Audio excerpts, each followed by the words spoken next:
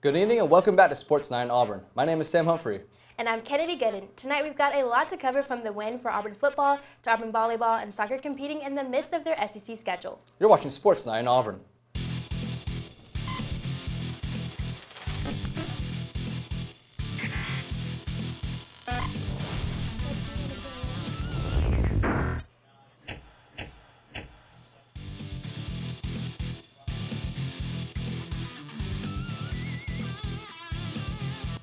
Auburn went on the road to take on the 10th-ranked Florida Gators this weekend. Eagle Eye was there to bring you the highlights. Gus Malzahn and the 7th-ranked Auburn Tigers traveled to the swamp of Gainesville, Florida to take on the 10th-ranked Florida Gators in a top 10 SEC matchup in prime time. Bo Nix looked to lead the offense to his second big road win of the season after an impressive 5-0 start to the year for the Tigers. Things did not start off too hot for Auburn, as after a 3-and-out to start the game, Florida quarterback Kyle Trask found Freddie Swain for a long score to get the game started and put the Gators up 7-0. Now, while that's not the way that Auburn wanted to start the game, they were sure to respond, defensive especially, after another big gain on the second drive for Florida as Trask found Swain again down on the slant. Christian Tuck was able to come off the edge and get the hit on Trask, forcing the ball out, and collecting Auburn's first takeaway of the day was Chandler Wooten. As 3 Tigers couldn't recover the ball, he was the one that could.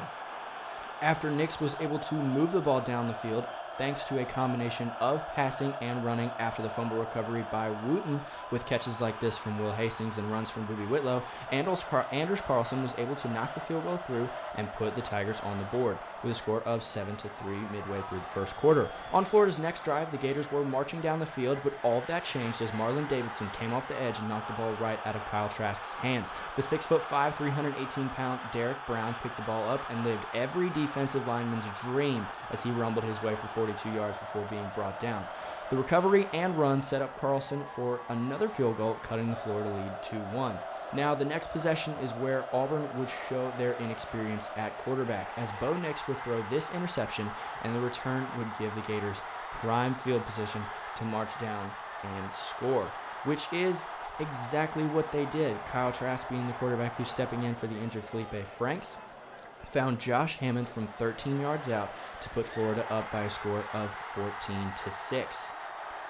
Auburn was able to respond well as Nix bounced back from the interception and found his favorite target so far this season, Seth Williams, for a 32-yard strike, as Williams fought off the sandwich tackle from the 2 Florida defenders on his way to the end zone, cutting the Florida lead to 14-13 at the halfway mark.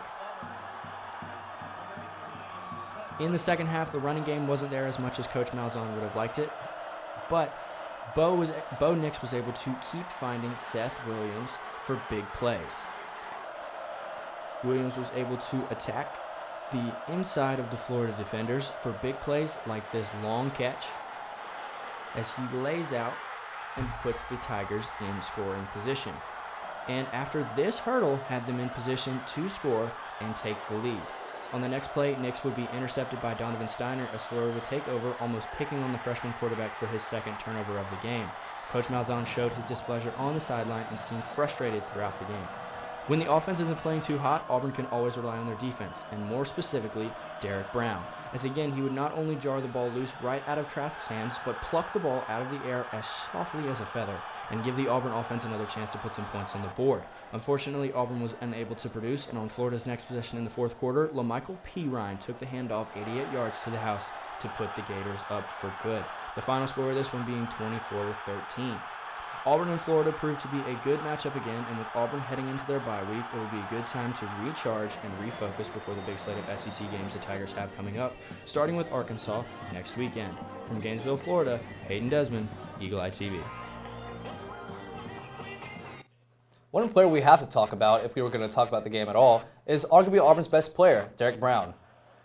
Brown lived every lineman's dream when he picked up a fumble and took off running, and he did it twice. Brown totaled 53 yards in his 2 returns, setting the Auburn offense up in both halves. Brown proved how impactful he really is, not only creating chaos in Florida's backfield, but also in the run game, stuffing the middle and, for the most part, keeping the Florida backs at bay. Brown finished with 1 forced fumble, 2 fumble recoveries, a sack, and 4 tackles. Brown this season is up to 17 total tackles, 4 for loss, 3 sacks, 3 passes defended, 2 fumble recoveries, and 2 forced fumbles. His 2 forced fumbles lead the SEC in 2019. One player that we have to acknowledge is quarterback Bo Nix. Nix faced his second true road test of the season at the Swamp. First, here's Nix's final stat line, even 11 for 27, with 145 yards, with 1 touchdown and 3 interceptions. Nix made some plays, including good reads on quarterbacks, keeper runs, and finding top target Seth Williams for 2 big pass plays, one of which produced points for the Tigers, but also made some mistakes as his first half interception was read by the Florida defensive back, and his 2 interceptions in the second half in the end zone and on the last drive of the game. On the interception in the end zone, Nix had the right idea, just not the execution up to Coach Malzahn's standards. At the end of the game, the ball was thrown over the receiver's head, and the game was ended the way Auburn did not want it to. This was the first loss of Nix's career. It probably won't be the last, and it's nothing to freak out about. After his dominant performance on the defensive side of the ball on Saturday, the SEC announced that Derek Brown was named SEC Defensive Lineman of the Week.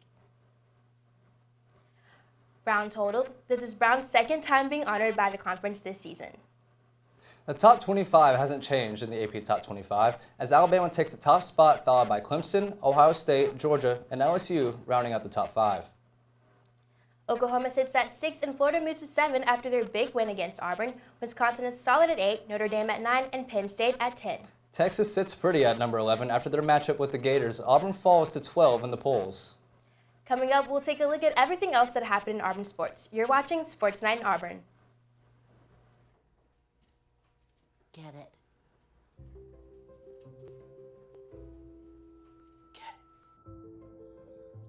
Get it. Get it. Get it.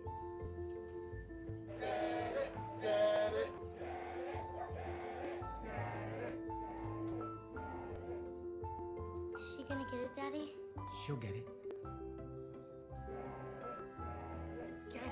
Get it.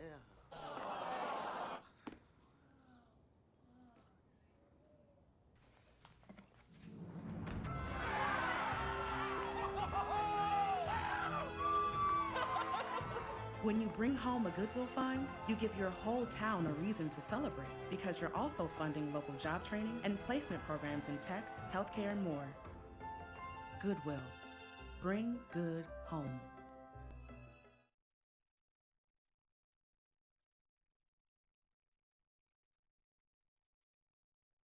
Home fire drills give your family a plan of action. In a home fire, you may have less than 2 minutes to get out.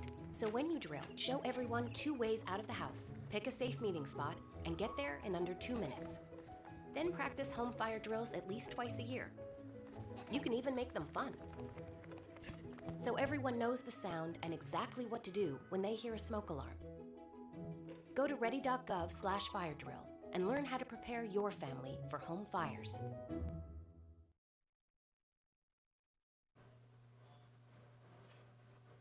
Welcome back to Sports Night in Auburn. Head football coach Gus Malzahn announced today that starting running back JaTarvious Whitlow will be sidelined 4 to 6 weeks after having knee surgery on Tuesday morning. Malzahn did not specify why Whitlow had the procedure, but said he will be recovering. Auburn volleyball welcomed 2 SEC opponents into Auburn Arena over the past week. First, the Iron Bowl volleyball took place as the Alabama Crimson Tide came to Auburn to take on the Tigers. The result was not what Auburn expected as Alabama took the match in 4 sets. The loss was nothing for Auburn to hold their heads down, about as the Tigers scored over 20 in every set and put on one of their best offensive performances of the season in the loss. On Sunday, the Tennessee Volunteers traveled to Auburn to partake in the SEC showdown. The Tigers dropped another match, but this time they went down in 3 sets. The losses dropped the Auburn record to 6-9 and 0-4 in conference play. Auburn soccer welcomed in another team of Tigers as LSU traveled to the Auburn Soccer Complex for another game in the SEC slate. The Tigers used a goal in each half from Alyssa Malosin, and the first in Bree Folds, and the second to turn a 2-0 advantage to a final as Auburn soccer moves to 6-4-2 on the season. Coming up, we'll look at everything happening on the Plains this weekend. You're watching Sports Night in Auburn.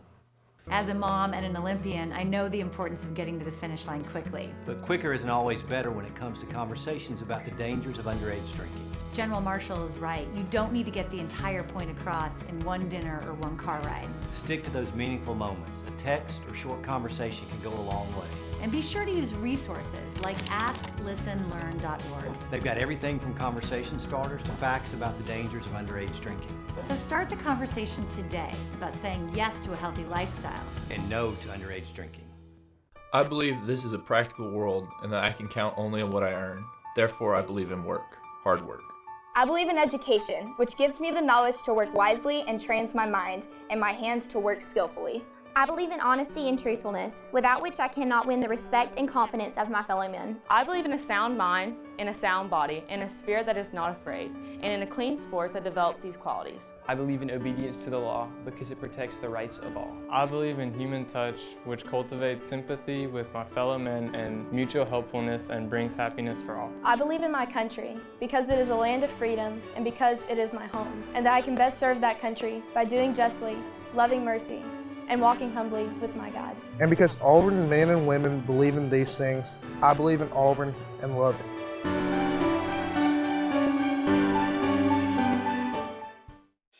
The Dog's Way Home is the story of the extraordinary lengths a dog will go to in order to get back to their family. Every year, millions of dogs and cats end up in shelters and rescue groups. We found our Bella at a shelter in Tennessee. When you adopt a shelter pet, you discover they're all pure love. Adopt pure love and help a shelter pet find their way home at theshelterpetproject.org. Welcome back to Sports Night in Auburn. Let's take a look at the calendar and see what's going on in the Plains. Men's and women's tennis are at the All-American Conference Championships in Tulsa, Oklahoma all week, while men's tennis is also in Atlanta for the Georgia Tech Invitational Friday through Sunday. Women's swim and dive heads to Dallas, Texas to take on SMU at the Women's Classic at 6:30 p.m. from Friday and Saturday. On Sunday, women's golf heads to West Point, Mississippi to take part in the Magnolia Invitational, and Auburn volleyball is making their way to Mississippi too to take on Ole Miss in Oxford. The big event from the weekend, soccer welcomes 13th-ranked Texas A&M into the Auburn Soccer Complex for an SEC matchup at 4 p.m. and can be seen on ESPNU. Thank you for joining us. My name is Sam Humphrey. And I'm Kennedy Gooden. You can follow us on Twitter at EETV_sports, Instagram at EagleEyeTV, and check out our website, eagleeyeauburn.com. War Eagle, and good night.